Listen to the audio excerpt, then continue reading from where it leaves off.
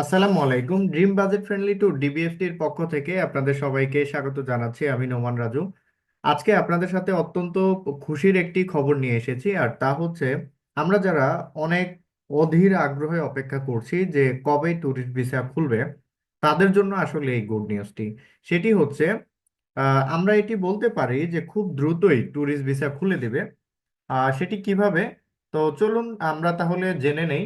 প্রথমত হচ্ছে আহ, আপনার কিছুদিন হয়েছে যে বাংলাদেশ থেকে ইন্ডিয়াতে গিয়েছে, যে তারা তাদের হাই কমিশন এবং হচ্ছে যারা এই সংশ্লিষ্ট ব্যাপারে আপনার কাজ করছে পররাষ্ট্র মন্ত্রণালয়, তাদের সাথে কথা বলার জন্য।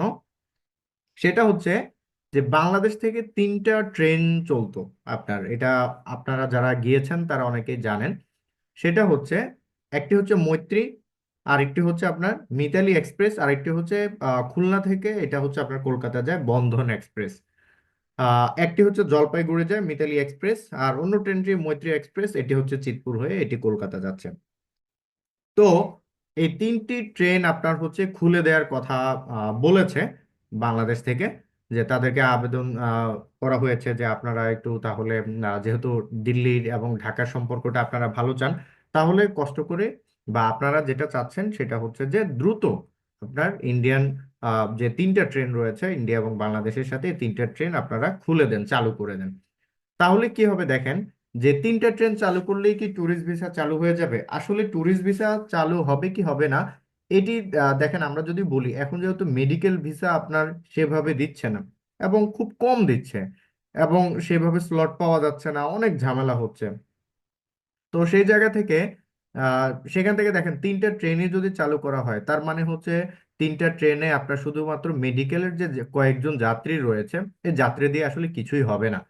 তার মানে হচ্ছে অবশ্যই আপনাকে এটা করতে হবে, যে কিভাবে, সেটা হচ্ছে আপনার ট্যুরিস্ট ভিসা চালু করে দিতে হবে। এটার মানে হচ্ছে ট্রেনগুলো যদি চালু করলে তাহলে অবশ্যই আপনাকে ট্যুরিস্ট ভিসা চালু করতে হবে। আদারওয়াইজ তো আপনি ট্রেনের খরচ যেটা রয়েছে এটি আপনি আহ বহন করতে পারবেন না, তাই তো?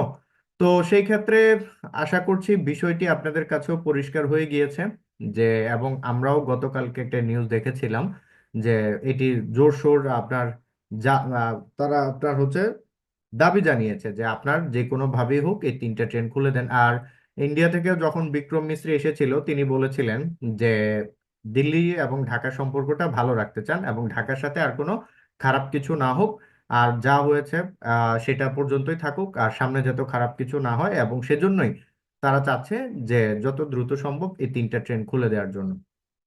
তো আশা করছি আহ, ভিডিওটি আপনি দেখে অবশ্যই খুশি হয়েছেন, আর যদি হচ্ছে ভিডিওটি ভালো লেগে থাকে তাহলে কাইন্ডলি আমাদের চ্যানেলটি সাবস্ক্রাইব করে পাশে থাকা যে বেল আইকনটি সেটি বাজিয়ে রাখবেন।